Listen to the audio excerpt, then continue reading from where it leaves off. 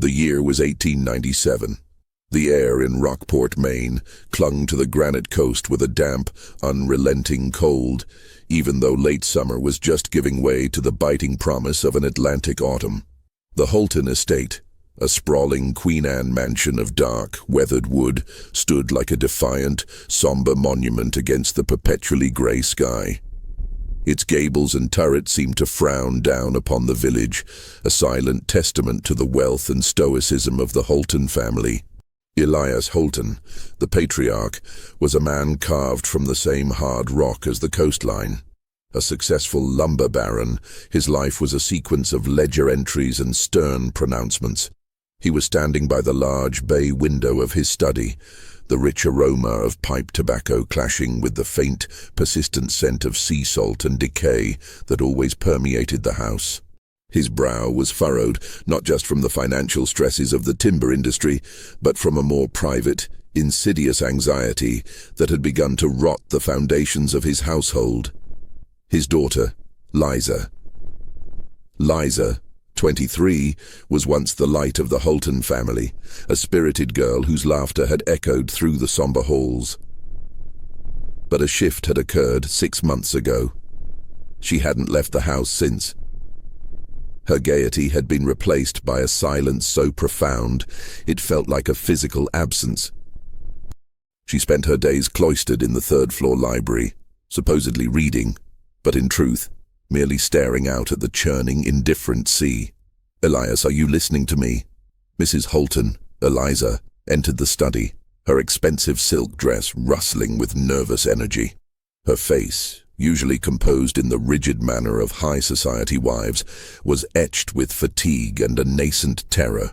Elias turned slowly, his eyes heavy. "I am, Eliza. You are saying she refuses her meals again?" "Refuses them? Elias, she barely touches the plate. And she talks. She talks in whispers to no one. I swear, last night I heard her arguing with herself behind the locked door. I asked her what was wrong and she just said, 'It's just the arithmetic, Mother. The arithmetic is all wrong.'" Eliza wrung her hands, a gesture of profound distress that she would never permit herself in front of a maid. "What arithmetic, Elias? She hasn't studied mathematics since her finishing school." Elias walked to his heavy mahogany desk and struck the polished surface with his open palm, a sound that was immediately swallowed by the thick carpets and draperies. "She is unwell, Eliza. The strain of the past year has been too much. We must send her to Boston. Dr. Alcott has the best mind for these delicate female afflictions." Afflictions. Elias, this is beyond melancholy. She hides things. I see it in her eyes. There is a secret she is keeping, and it is consuming her. And us. Your temper has shortened. You barely speak to me.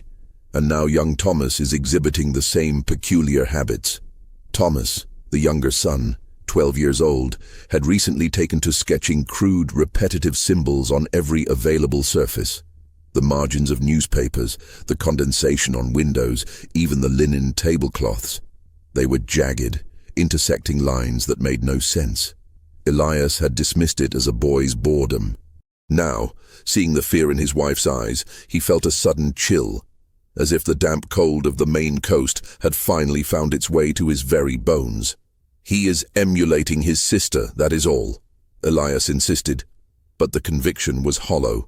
Eliza leaned closer, her voice dropping to a theatrical whisper of fear. "He said he learned them from Liza. He asked her what they meant, and she told him, 'It is the language of what you cannot unsee.' Elias, I am afraid of our own daughter." The word afraid hung in the air, a silent corrosive acid dissolving the Holten dignity. Elias walked to the study door and turned the heavy brass key, locking it. This was now a private horror. "We will not speak of this outside this room, Eliza. Not to the servants, not to Pastor Davies, not to anyone. The Holten name will not be associated with madness." His voice was a raw, strained command. "I will go to the library now. I will speak to Liza. I will demand to know what is afflicting her." As Elias ascended the grand, creaking staircase, the house felt abnormally quiet. The silence was not peaceful. It was a weight, an unblinking surveillance. Every shadow felt dense, every floorboard groan seemed to hold a breath. He reached the library. The heavy oak door was ajar, a small, unusual breach of Liza's new solitude. Pushing it open, the room was dim, the heavy velvet curtains drawn tight. Liza was seated in her favorite leather chair, but she wasn't looking out the window.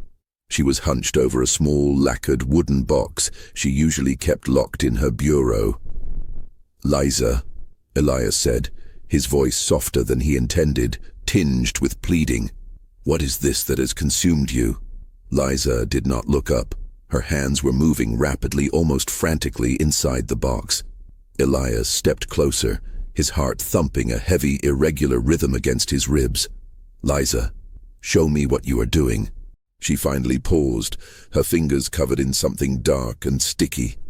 Slowly, Liza Holten lifted her head. Her once bright eyes were vacant, rimmed with purple shadows, but they held an unnerving, hyper-focused intensity. A faint, metallic smell, not quite rust, not quite sea air, wafted from the box. "Father," she murmured, her voice a dry, rasping sound. "I have been correcting the ledgers. The world is a transaction, but it is not balanced. The true cost is hidden." She then raised her hands, and Elias gasped, stumbling back against the doorframe. The dark substance on her fingers was not ink. It was dried, rusty brown blood. In her lap was a small, crudely carved wooden figurine, no bigger than her thumb. It wasn't the carving itself that horrified him, but the way she was holding a long, slender needle, tracing one of the familiar, jagged symbols of Thomas's sketches onto the tiny effigy. "Liza, where did you get that? What have you done?" Elias stammered, the lumber baron's composure shattering. Liza's lips curved into a slow, unsettling smile that did not reach her eyes. She looked, for the first time in 6 months, fully awake, fully present. "It is not my secret, father," she whispered, her voice chillingly calm. She held up the small box. "It is yours. I just learned the arithmetic for it. Did Liza just expose a terrible secret of her father's? What is in that box, and what is the arithmetic that's making the whole family unravel? Don't miss the next chapter to uncover the terrifying truth. Hit the subscribe button and ring that bell so you don't miss a single moment of this deep dive into psychological terror and family madness." Elias Holten stood frozen, the scent of stale blood and old wood filling his nostrils. The sight of his daughter, not merely withdrawn but actively engaged in something so gruesome and arcane, twisted the knot of fear in his gut. The needle, the blood, the crude symbol. They were all impossibly wrong, violating the rigid order he had imposed on his life. "Put that down, Liza! Now!" Elias roared, his voice cracking the unnatural silence of the library. The authority that had managed hundreds of workers and dozens of financial dealings was a desperate, failing weapon against the placid madness in his daughter's eyes. Liza's hand didn't flinch. She gently placed the carved effigy back into the lacquered box, its interior lined with faded crimson velvet. "I already told you, father, the world is a transaction. I just started the process of balancing the accounts." Elias took a hesitant step forward, his eyes fixed on the small, dark box. "What is that box? Where did you get that blood?" "The blood is not important," she replied, her voice eerily level. "It is the stain that matters."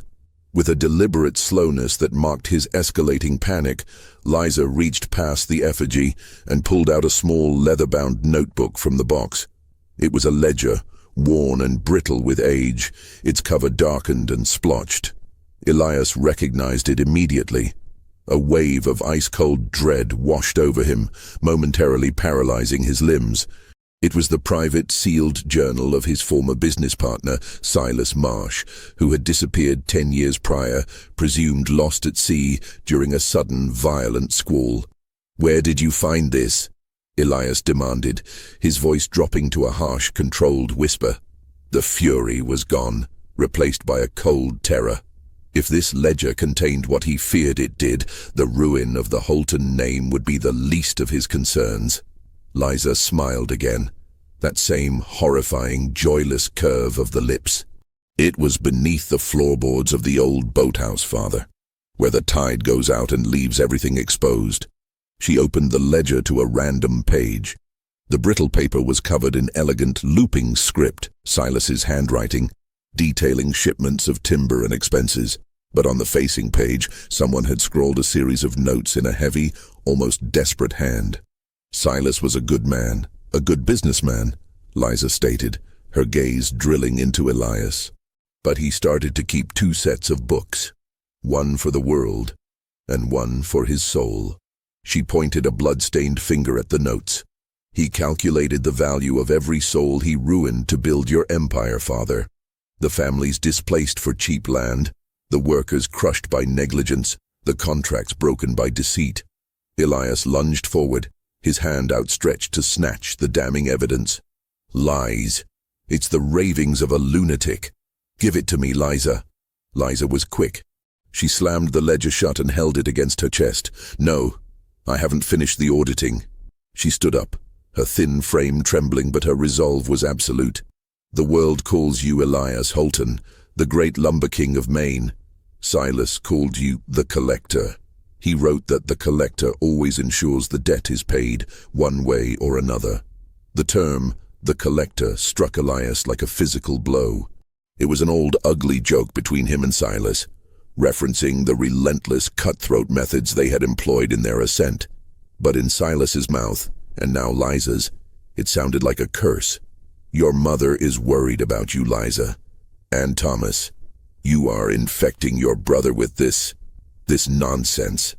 Elias's voice was strained, walking the tightrope between paternal concern and self-preservation. Liza tilted her head, observing her father with an unsettling clinical detachment. Thomas understands the geometry of the debt better than you do, father. He sees the patterns. He knows the symbols are not random. They represent the cracks, the places where the world's arithmetic bleeds through. She then turned and placed the ledger and the wooden box on a high shelf, deliberately out of his easy reach. Go now, father. I need to be alone with the numbers. And the silence. Elias stood there, defeated. His immediate goal, to destroy the ledger, was thwarted. He couldn't physically overpower his daughter. The risk of a servant hearing the struggle was too great. The preservation of his reputation, his greatest asset, was paramount. He had to proceed with caution. The secret of Silas Marsh's disappearance, which Elias believed he had buried permanently under a decade of silence, was now held by his own mad daughter. As he backed out of the library, the heavy oak door swinging shut with a quiet final click, Elias felt a profound sense of isolation. The coastal wind outside intensified, rattling the old windows like skeletal fingers. The silence inside was now a roaring accusation. He descended the stairs, finding Eliza waiting anxiously in the hallway, her face pale. Well, what did she say? Did you bring her down? Elias composed his face, the mask of the stoic patriarch snapping back into place. She is unwell, Eliza. Severely so. But it is not a doctor she needs first. He looked toward the rear wing of the mansion, where a steep set of service stairs led to the basement, a place used only for the storage of aged wines and dusty, forgotten possessions. She found something from the past, something Silas Marsh left behind, and I must retrieve it tonight. The memory of the little bloody effigy flashed in his mind, and Elias shuddered, a movement he quickly covered with a cough. This was no ordinary hysteria. Liza hadn't simply gone mad. She had, somehow, stumbled upon the darkest, most carefully hidden chapter of his life, and the knowledge was driving her, and now his family, to the brink. Silas, Eliza whispered, her eyes widening in renewed terror. But he's been dead for 10 years. He is. But the man left a legacy of malice. Elias hissed, already moving toward the basement access, his mind racing for a plan. He needed the ledger and the box gone. Tonight. He would deal with Liza's madness after he had buried his past for good. The mystery was no longer external. It was locked in the mind of his daughter, and in the old secrets of the Granite Coast. The damp, earthy smell of the Holten basement, mixed with the sharp tang of mildew and old port wine, enveloped Elias Holten. He carried a single oil lamp, its meager light fighting a losing battle against the oppressive shadows that clung to the vaulted stone walls. His footsteps on the cold, packed dirt floor were muffled, but his breathing was loud and labored. The fear was a physical weight in his chest. He wasn't searching for the box in the library. That was a task for later, a risky confrontation with Liza. He was down here because Liza's mention of the arithmetic and the cracks had struck a deep, unsettling chord. It reminded him of a small, nondescript item he thought he had destroyed years ago. He reached the darkest corner, where old, moth-eaten canvas sheets covered decades of discarded furniture and business records. Pulling back the canvas, he exposed a stack of crates marked with the Holten Lumber Company's seal.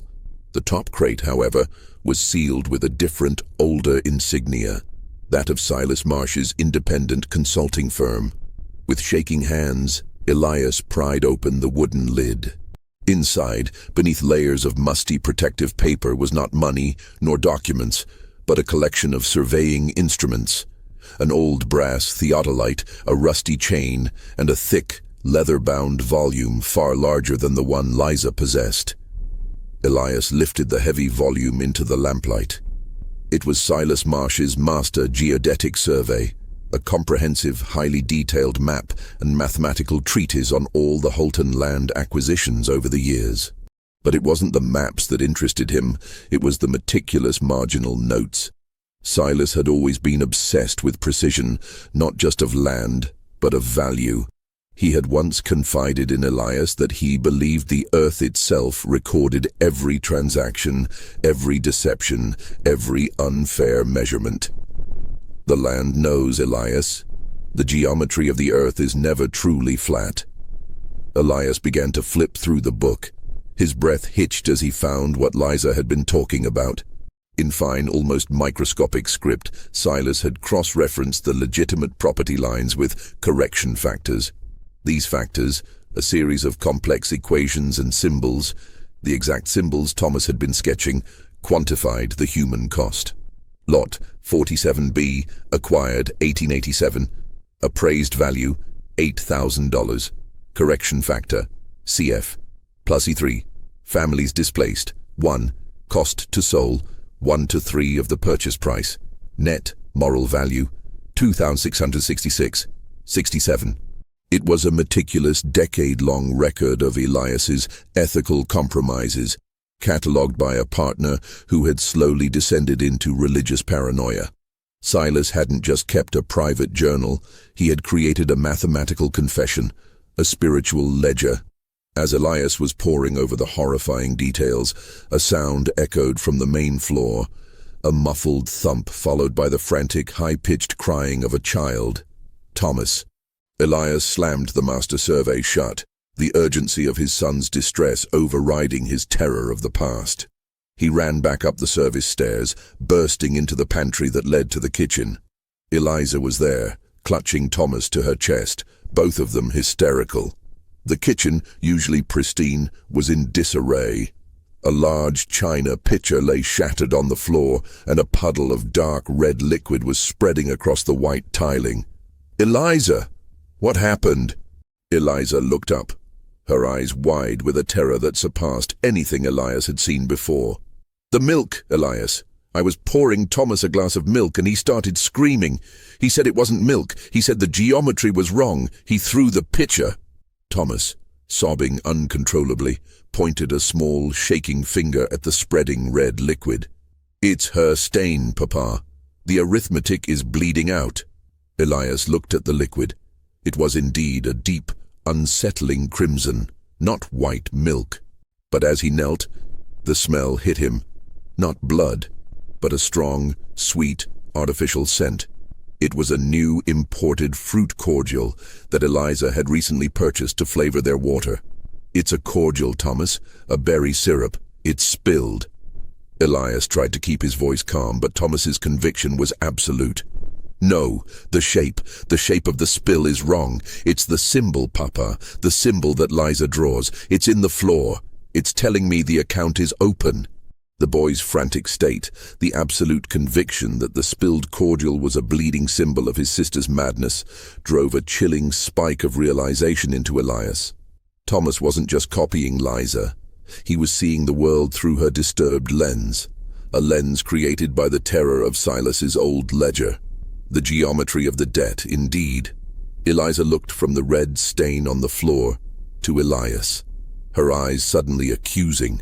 This is your fault, Elias. This silence, this secret. Whatever Liza knows, she has corrupted him with it. This is the madness. Elias felt the walls closing in. His authority was gone. His secret was exposed. His family was breaking apart, not by supernatural curse, but by the weight of a man's calculated immoralities, now given a terrifying structure by a paranoid accountant and his own daughter's fragile mind. Thomas, we are going to forget the symbols. We will throw them away, Elias said, pulling his son roughly to his feet. Thomas pulled away, his eyes darting wildly. You can't throw away the numbers, Papa. The collector always finds a way to balance the page. He screamed the last part, echoing Liza's words. Elias knew then that the danger was no longer just the ledger. It was the knowledge itself, the truth of his history, weaponized by the madness it had induced in his children. He had to act fast. He had to contain the source. The master survey, the small journal, and the lacquered box had to be found and destroyed before the entire Holten household descended into Liza's terrifying arithmetic. The following morning, a tense, brittle silence held the Holten mansion captive. Eliza had confined Thomas to his room under the pretense of a fever, stationing a nervous maid outside his door. Elias, operating on a few hours of uneasy sleep, had formulated a desperate plan. He had to retrieve the small ledger and the box while Liza was at her weakest. He knew his daughter's routine. She would be most vulnerable after the weak morning light had filtered into the library around 10 o'clock, when the cold reality of the day seemed to weigh heaviest. Elias crept up the grand staircase, each step a potential betrayal. The house was a mausoleum of quiet paranoia. He reached the 3rd floor, his heart hammering. He gently pushed open the library door. The room was as he had left it, dim, airless, and thick with the scent of old paper. Liza was there, seated at a large, heavy oak table, not the chair. She was not reading. She had spread a thick black oilcloth across the table. On top of it, she had meticulously arranged a collection of items, mundane objects that now seemed imbued with malevolent purpose. A rusted pair of shears, a spool of coarse twine, a small carpenter's hammer, and a handful of coarse grey-black sand. Liza was scooping the sand with a silver teaspoon, arranging it into tiny, precise piles. The small ledger and the lacquered box sat in the center of the arrangement, like an altar. Liza, Elias began, attempting a calm, paternal tone that felt ludicrously false. I want to talk to you about the ledger. It belonged to Silas Marsh. He was a troubled man prone to paranoia. Liza didn't look up. Her focus was absolute, her movements hypnotic. Scoop, deposit, level. The rhythmic, dry sound of the sand scraping against the silver was the only noise in the oppressive room. Silas was precise, Liza murmured, her voice sounding dry and distant, like the sand itself. He was meticulous. He charted the spiritual consequence of material gain. He didn't stop at land. He calculated the weight of the lies. He understood that every deceit, every broken promise, adds a grain to the debt. The debt is a fiction, Liza, a delusion. Elias took a step closer. I need that ledger. I need to burn it, and this nonsense will end. Liza suddenly stopped, her hand hovering over a small pile of sand. You cannot burn the numbers, Father. They have already been imprinted. I am measuring the exact volume of your deceit.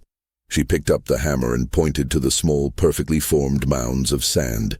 Each pile represents a Holten acquisition. Each grain is a lie. Each symbol, She gestured to a small, jagged indentation she had made in the center of a mound. "Is a family's ruin." She then picked up the small, rusted shears. "The debt must be measured and then physically cut away. That is the only way to balance the ledger." "Liza, what are you going to cut?" Elias asked, a spike of genuine fear piercing the protective layer of his self-interest. She looked at the shears, then up at him, her eyes bright with a frightening rationality. The connection, the line of succession, the thing that allows the collector's influence to continue. Elias felt a cold sweat break out on his forehead. "You mean Thomas?" Liza neither confirmed nor denied it. She merely stared at him, the silence demanding that he confront the implications of her words. She was not a mystic. She was a woman driven mad by a real-world horror, finding a terrifying, rational structure for her insanity in her father's history. Elias had to act. He had to seize the ledger. His reputation, his freedom, his sanity, and perhaps now his son's safety, depended on destroying Silas's damning record. He lunged forward, throwing his weight over the oilcloth, aiming for the ledger. Liza reacted with lightning speed. She didn't try to defend the book. Instead, she picked up the small, heavy carpenter's hammer and brought it down hard, not on Elias, but on the small, lacquered box. Crack! The box split open, and the tiny, bloody effigy rolled out, landing on a pile of grey-black sand. But it wasn't just the effigy. Elias saw that the box was a compartmented case, and nestled in the other half, carefully wrapped in a linen shroud, was a single, yellowed finger bone. It was small, a child's bone. Elias froze, reeling back, a strangled sound escaping his throat. That bone. It had been a gruesome, desperate trophy from a terrible accident decades ago, a secret he had buried so deeply he'd almost forgotten its existence. It was proof, physical, undeniable proof of a crime far worse than mere financial ruin. "Silas didn't just account for the money, Father," Liza whispered, her eyes fixed on the bone. "He accounted for the ultimate price. He kept the evidence." Elias stumbled backward, tripping over his own feet, sending one of the sand mounds scattering across the floor. The sound was like 1,000 whispers. The terror of the ledger was now eclipsed by the reality of the bone. "You have failed the arithmetic, Father. The account is now overdrawn," Liza announced, her voice rising in a note of manic triumph. She then picked up the rusted shears and, with horrifying speed, plunged them into the pile of sand where the bloody effigy lay, symbolically severing the line. Elias scrambled backward, his throat tight with unadulterated fear. He had walked into the lion's den to retrieve a financial secret and found a far more monstrous, physical proof of his moral bankruptcy. He realized then that Liza hadn't gone mad. She had become the meticulously insane executor of Silas Marsh's final damning will. He fled the room, leaving the shears embedded in the sand and the bone exposed. He had to get to Thomas. He had to protect his son from the consequences of the debt, a debt now being called in by his own daughter, a chilling psychological terror unfolding in the silent heart of the Holten estate. Elias's panic was a desperate, unthinking thing. He thundered down the stairs, ignoring Eliza's startled cry from the parlor. He ran directly to Thomas's bedroom, throwing the door open. The room was empty. Thomas's bed was unmade. His wooden toys lay scattered, and the window overlooking the north lawn was wide open, letting in a draught of cold, damp air.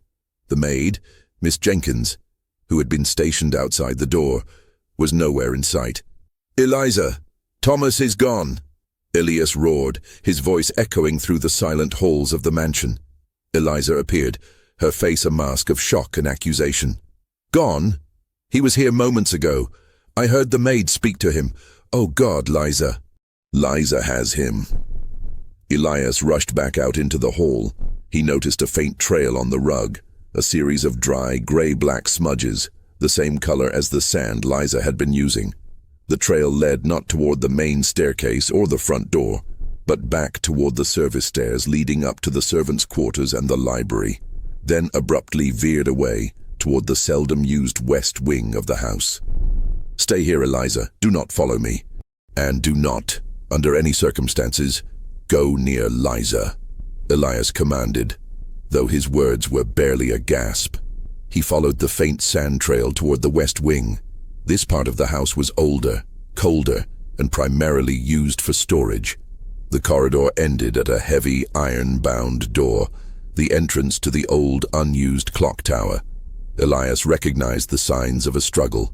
A large, ornate vase that usually sat on a pedestal nearby was overturned, its shards scattered. And on the dusty floor, near the massive iron lock of the clock tower door, lay a small black object, the brass key to Liza's bureau, a key Elias knew she guarded jealously. He snatched up the key. Why would Liza drop her own key here? And where was the maid? He pressed his ear against the cold iron of the door. Silence. A profound, echoing silence that was far more terrifying than any sound. He quickly retraced his steps, heading for the service stairs to the upper floors. He had to confirm. He had to know if Liza was still in the library, or if she had enacted the cutting ceremony she had morbidly described.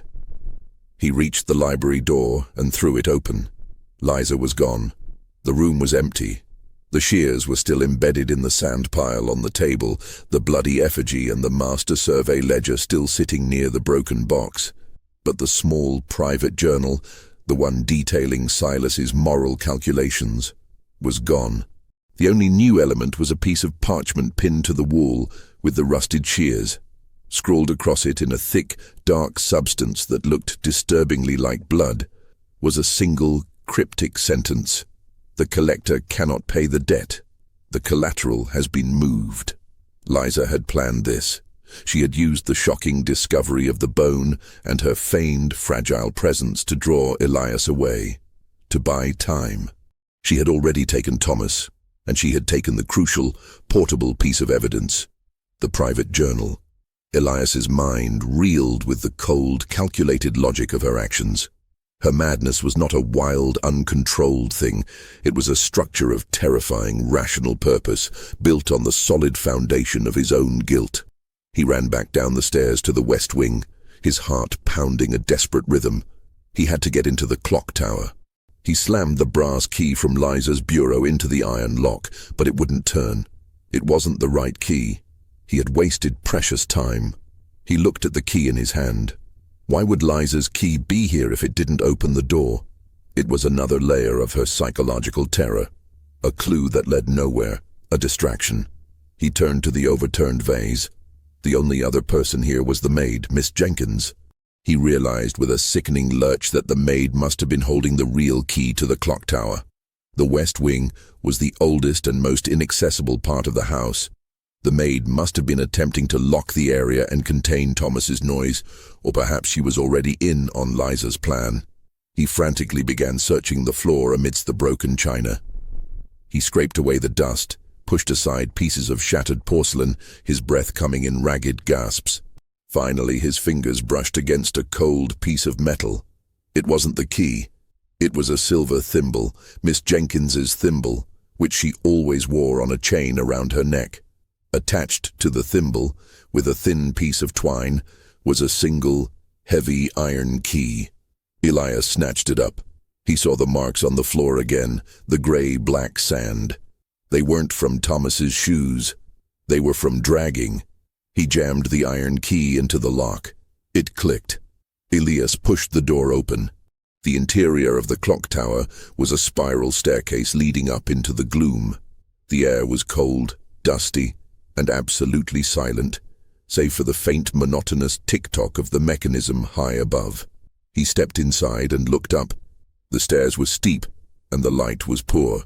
But on the first landing, illuminated by a high, grimy window, he saw a dark, inert figure slumped against the wall. It was Miss Jenkins. She was unconscious, or worse. She had a severe contusion on her temple, and she was bleeding. She had not been in on the plan. She had been neutralized. Elias swallowed the bile rising in his throat. Liza was not just playing mind games. She was capable of violence.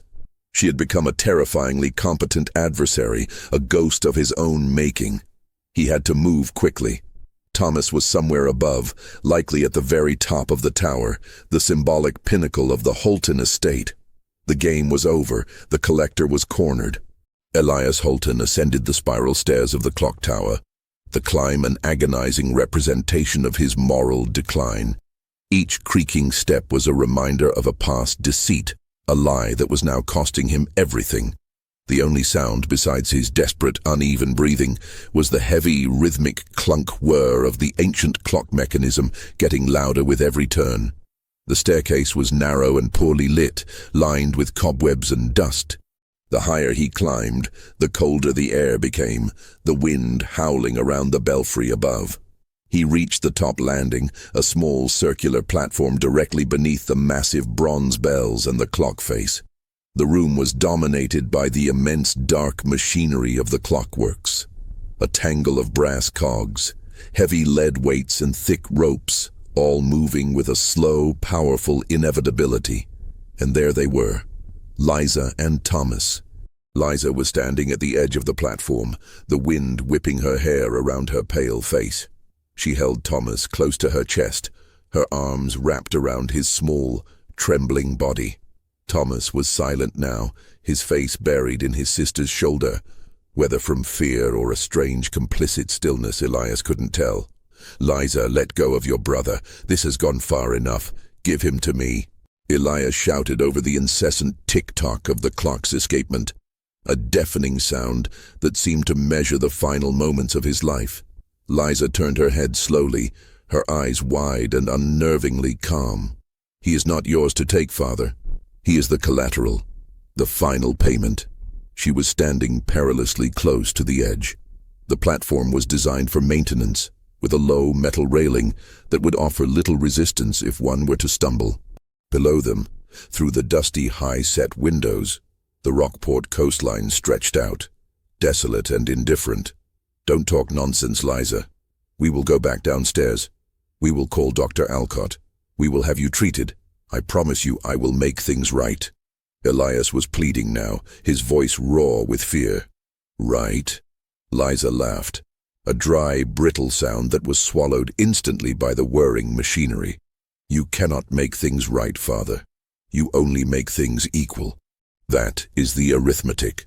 She loosened her embrace on Thomas, just enough to pull the small private ledger, Silas Marsh's journal, from the pocket of her dress. Silas wrote that the only way to truly cleanse a transaction of its deceit is to submit the highest valued asset to the ledger. You value the Holten name, the Holten line of succession, above all else. Thomas is the symbol of your future. He is the final, essential correction factor. Elias felt a cold, paralyzing certainty. Liza was not speaking in metaphors. She was speaking in the language of Silas's insane but chillingly rational system. Her madness was an act of brutal, logical accounting. "Liza, if you hurt him, you will be ruined. Everything will be ruined. I will confess. I will tell them about Silas. I will tell them the truth." Liza's eyes widened slightly, a flash of genuine emotion, not madness, but accusation. "The truth? The truth you buried a child for? The truth of the accident you called an act of God?" She took a short, sharp breath. "I already know the truth, Father. The bone in the box. It was the evidence of the foreman's son you crushed with a timber load to cut costs 10 years ago. Silas was there. He recorded it all. The secret, the true unspeakable crime that underpinned the Holten fortune, was finally out." Elias collapsed onto his knees, all strength leaving him. The crushing weight of a decade of guilt was now being weaponized by his own flesh and blood. "Yes," he gasped, the confession tearing from him like a physical wound. "It was me. I covered it up. I paid off the family. Please, Liza, I beg you. I am already ruined. Don't do this. Let Thomas go." Liza looked down at her kneeling father, her expression a terrifying blend of judgment and sorrow. "You confess the crime, but you still don't understand the arithmetic." She slowly shifted her weight, bringing her feet closer to the low railing. "The debt is not just yours, Father. It's the house, the name, the entire Holten legacy, and the arithmetic states that the line must be severed at the point of greatest cost. Elias scrambled to his feet, lunging forward with a desperate primal cry, but he was too slow. Liza's eyes were fixed on the heavy lead weights that governed the clock's pendulum. In a final decisive movement, she did not jump. She did something far more chilling. She reached out and with the full force of her strength pushed the small, fragile body of Thomas Holten against one of the massive, slow-moving lead weights. The weight, designed to regulate the clock's power, struck the side of Thomas's head with a sickening thud. The little boy went instantly limp in her arms. Liza released him. The body of Thomas Holten, the last male heir, the final collateral, tumbled over the low railing and down the center shaft of the clock tower, disappearing with a sudden, horrifying finality into the darkness below. Elias screamed, a sound of pure, unadulterated agony and despair. He looked from the open space where his son had been to Liza, who stood absolutely still, the small journal in her hand. "The account is balanced," she whispered. Then, with a casual gesture that spoke of a chilling, ultimate surrender, Liza Holten turned and dropped the leather-bound journal, Silas Marsh's final, damning testament, into the heart of the grinding, inescapable clockwork mechanism. The silence that followed was absolute. The journal, a dense coil of paper and leather, had jammed instantly into the complex brass gears of the clock's main drive. With a groan of tortured metal and a final, sharp clang, the immense mechanism shuddered to a complete stop. The deafening tick-tock was gone. The only sound left was the hollow echo of Elias Holten's final scream and the rush of the coastal wind. Elias stared, transfixed at the frozen clockwork, then at his daughter. Liza Holten had not simply committed a violent act, she had stopped the flow of time, the symbolic lineage and future of the Holten family. He collapsed to his knees again, the grit of dust and the cold of the stone platform biting into his skin. His son was gone. His secret was known. His daughter was an executor of cosmic justice, insane or otherwise. You killed him," Elias choked out, the words tasting like ash. "You murdered your own brother." Liza stepped away from the railing, her movements fluid and unhurried.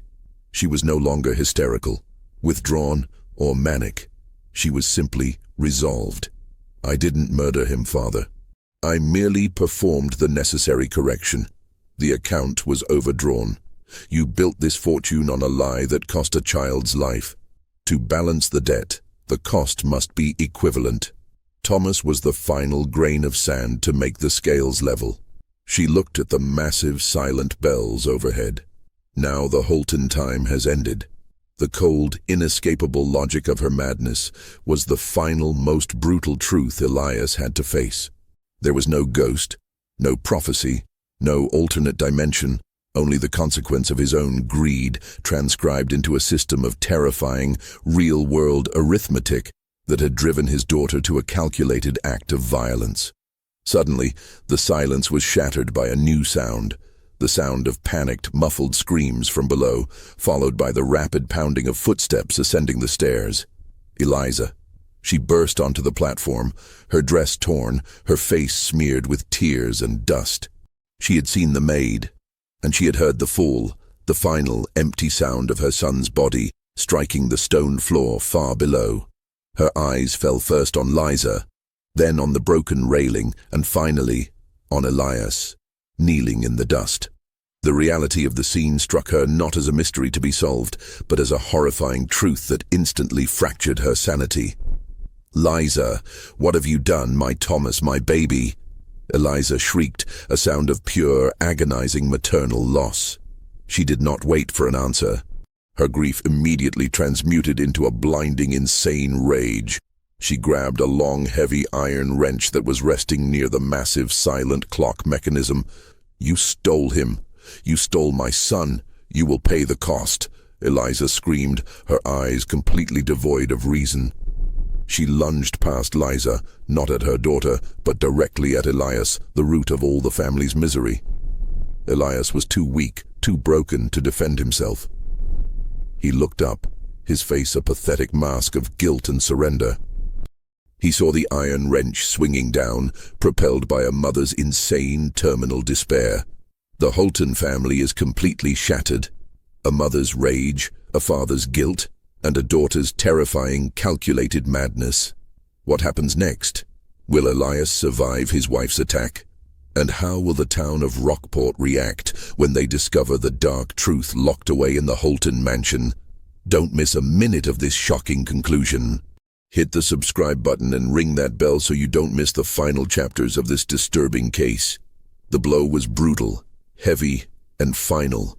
The iron wrench connected with Elias Holten's temple, the sickening crunch echoing in the suddenly silent belfry. Elias's body pitched forward, rolling toward the edge of the platform where Thomas had fallen. He came to rest, lifeless, inches from the low railing, his blood quickly pooling on the dusty stone floor, a new, final stain on the Holten estate. Eliza stood panting, the heavy wrench slipping from her numb fingers. Her expression was no longer rage, but a chilling, terrifying blankness. The final act of violence, born of despair, and induced by her husband's secret, had consumed her last vestige of reason. She looked at Liza, then at the empty space above the shaft, then at the frozen clock, and finally at her dead husband. "The account," Eliza whispered, her voice strangely calm, a hollow echo of Liza's earlier pronouncements. "The account is balanced. The collectors are gone." Liza looked at her mother, a flicker of something close to pity in her vacant eyes. "The debt is paid, Mother, but the books must be closed." Eliza seemed not to hear.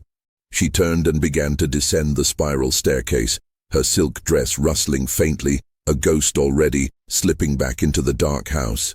She left Liza alone on the summit of the tower, amidst the body, the blood, and the silent machinery of the stopped clock. Liza remained for several minutes, staring at the motionless brass cogs, her eyes tracking the absence of movement. She knew the consequences of her actions were irreversible and imminent. The local constabulary would soon arrive, alerted by the absence of the maid or perhaps the unusual silence of the clock that had chimed every hour for 50 years. She walked to the edge and looked down the long, dizzying shaft. She could not see Thomas's small body, but she knew it was there, a dark, small package on the hard ground below. Her work was done. The terrifying, logical structure that Silas Marsh had created and her own mind had executed was complete. The Holten family, built on a moral deficit, had been entirely consumed by its payment. Liza walked to the spot where her father's body lay. She knelt, her dress barely touching the pooling blood, and gently reached into the pocket of his coat. She retrieved the small, lacquered box she had brought up with her. She opened it.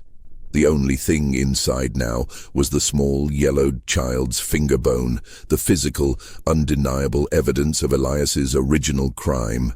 She picked up the bone, feeling its smooth, cold weight. She then looked at the silent clock mechanism. The journal was lodged so deeply in the gears that it would take immense force to dislodge it. The truth, in Silas's handwriting, was now the permanent hidden heart of the Holten timepiece. Liza rose and walked to the belfry opening. The coastal wind was a powerful, howling force now, driving mist and the heavy metallic scent of an approaching storm. She opened her hand. The finger bone, the final physical piece of evidence of her father's guilt and the catalyst of her family's collapse, was released. The wind snatched it instantly, carrying it away over the granite coast and toward the indifferent gray Atlantic. The evidence was gone, swallowed by the vast, uncaring nature that had witnessed Elias's first crime. Liza then began her descent. She walked past the body of the maid, still slumped on the lower landing, her wound bleeding slowly into the dust. She walked down the spiral stairs, past the west wing door, and back into the main house. She found Eliza in the master bedroom. Eliza was seated before her vanity mirror, delicately applying rouge to her cheeks, humming a low, tuneless song. Her expression was one of profound, detached serenity. The shock had completely severed her from reality. She was back in a perfect, illusory world, playing the role of the refined society wife, utterly oblivious to the carnage upstairs and the horror in the basement. "The Holten clock is running late, my dear," Eliza chirped, looking at Liza's reflection. Elias must be so cross. He must balance the time. Liza did not respond. She knew her mother was lost forever in the illusion of their former life. Liza calmly walked to the main entrance, opened the heavy oak door, and stepped out onto the wide porch. The cold, wet air of Rockport, Maine, hit her face. She walked down the gravel drive, past the wrought-iron gates, and into the road that led toward the village. She was simply a young woman taking a walk, her mind finally quiet, her debt fully paid.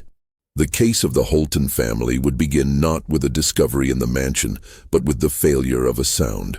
The silence of the Holten clock, a silence that signaled the end of its time, and the final brutal resolution of an ethical crime.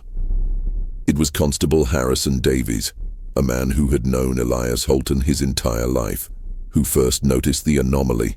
The Holten clock, a landmark on the Rockport skyline, had not chimed noon, nor had it chimed the 4 o'clock hour. In a town where time was measured by the tides and the Holten bell, the silence was deafening. By 5 in the afternoon, Davies was driving his buggy up the long, winding gravel path to the Holten estate. The gates were open, a minor breach of the estate's usual formality. He tied his horse and approached the heavy oak front door. He knocked. No answer. He knocked again, louder, calling out Elias's name. Still no response. Davies tried the brass handle. The door was unlocked. He pushed it open and stepped into the foyer. The house was cold and quiet, but the silence here was wrong. It was the absence of life, not merely the absence of sound. "Mr. Holten? Mrs. Holten?" The house seemed to swallow his voice. Davies's suspicion intensified.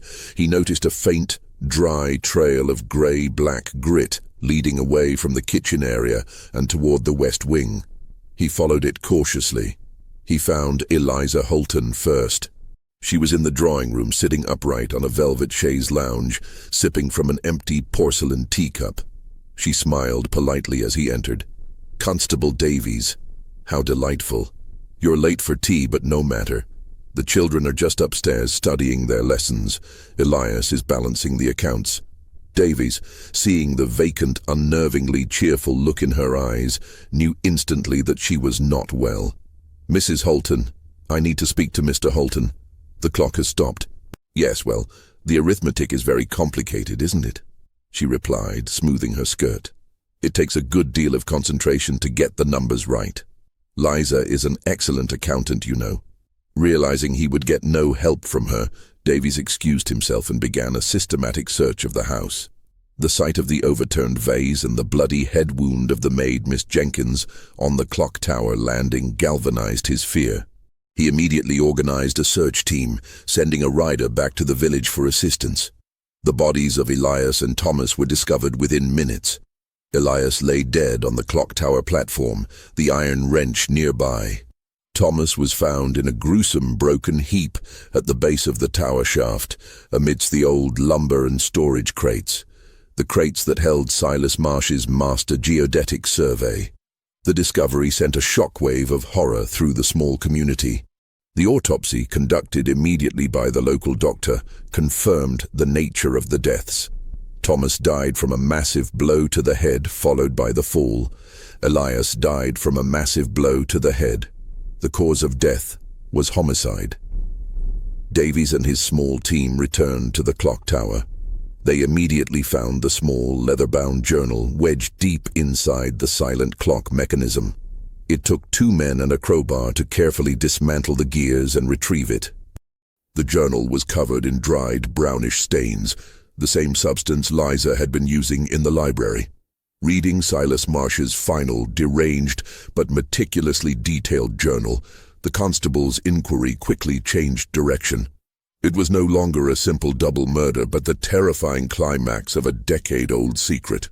The journal didn't just point to financial misconduct, it explicitly detailed the timber yard accident, the death of the foreman's son, and Elias's subsequent cover-up. The crime, that had birthed the family's wealth. Davies realized the horrifying truth. The Holten family had destroyed itself not over money, but over the moral corruption of the patriarch. The madness of the daughter, Liza, was the rational, insane response to an intolerable guilt. A full search warrant was executed. They found the master geodetic survey in the basement, its margins covered in Silas's chilling correction factors, the very arithmetic that had driven Liza. They found the shattered porcelain pitcher on the kitchen floor, where the red cordial had been mistaken for blood. They found the shears and the oilcloth on the library table, along with the scattered grey-black sand. The evidence was overwhelming, and the motive chillingly clear.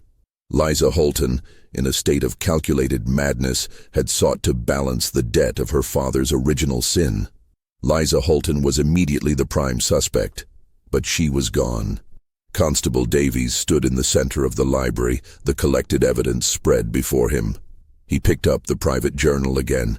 The last page, written not in Silas's frantic hand but in Liza's calm, neat script, contained a final entry. The collector's books are closed, no remaining debt. The Holten name is hereby erased from the ledger of the living. Balance, 0.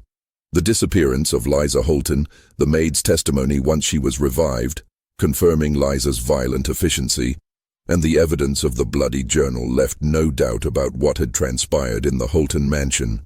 The disturbing case was solved, but the mystery of Liza herself remained. Where had she gone? And how had she carried out her brutal, precise act of revenge with such cold-blooded determination? The investigation quickly concluded its main points. Liza Holten, found in a state of perpetual detachment, was committed to an asylum in Massachusetts, where she remained, eternally sipping imaginary tea. Miss Jenkins, the maid, offered a tearful, detailed account of being lured and then struck by Liza, confirming her descent into violence. The bodies of Elias and Thomas were interred in the family plot, a silent monument to the family's self-destruction. But the central question, the final, chilling act of the Holten tragedy, was Liza Holten herself.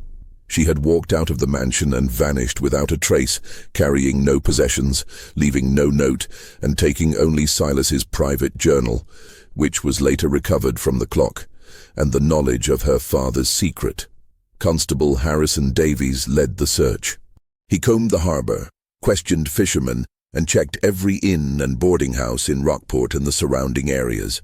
No one had seen a young woman matching Liza's description. It was as if she had been swallowed by the granite coast itself.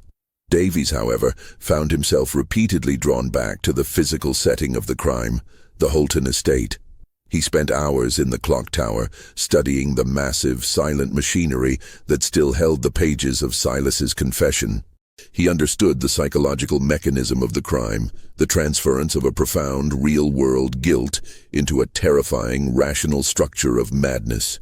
One cold, windswept afternoon, a week after the incident, Davies returned to the empty library. He was alone, seeking a final piece of closure. He sat in the chair where Liza had spent her final months, staring out at the gray, relentless sea. His eyes fell upon the floorboards near the massive fireplace. Liza had spent a significant amount of time here. The carpet was slightly scuffed. He recalled her words to her father. It was beneath the floorboards of the old boathouse, father, where the tide goes out and leaves everything exposed. Davies examined the floor. One plank near the mantel seemed marginally looser than the others.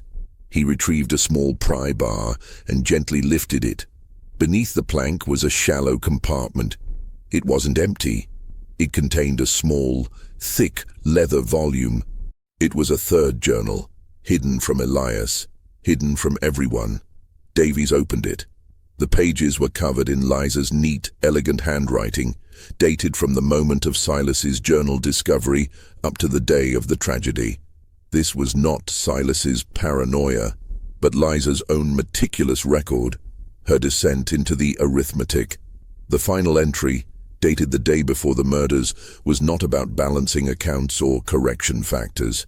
It was a clear, lucid confession that revealed the terrifying extent of her calculated action. I am no longer simply calculating the debt. I am finalizing the transfer of guilt. To save myself, I must become the executor. I will utilize the structure of Silas's paranoia, the geometry, the sand, the effigy, to create a compelling narrative for father. He must believe I am mad, a victim of the family curse.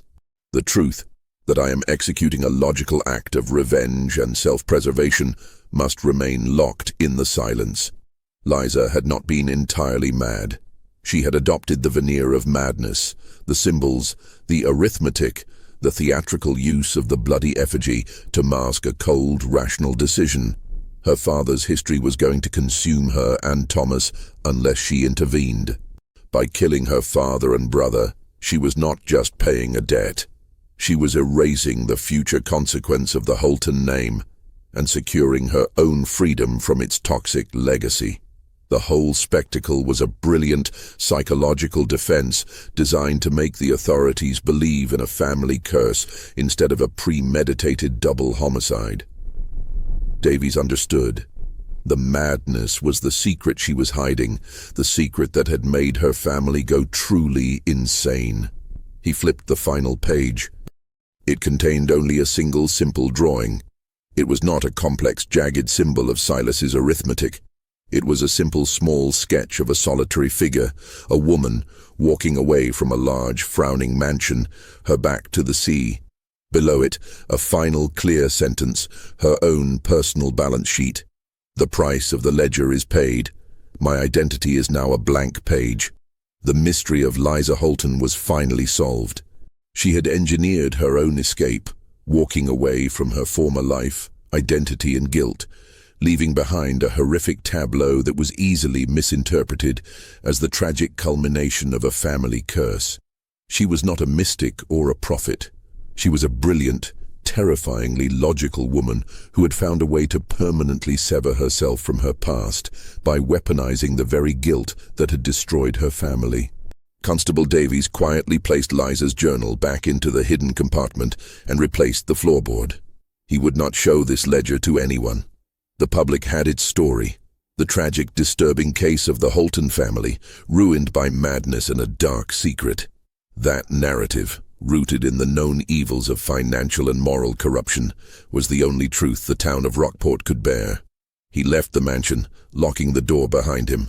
The Holten estate would stand, a silent, grim mausoleum on the granite coast, its clock permanently stopped at the moment of the family's ultimate destruction. The disturbing case of Liza Holten would be recorded as a case of familial madness. Her secret, her terrible, rational sanity, buried forever in the silence of the Holten house.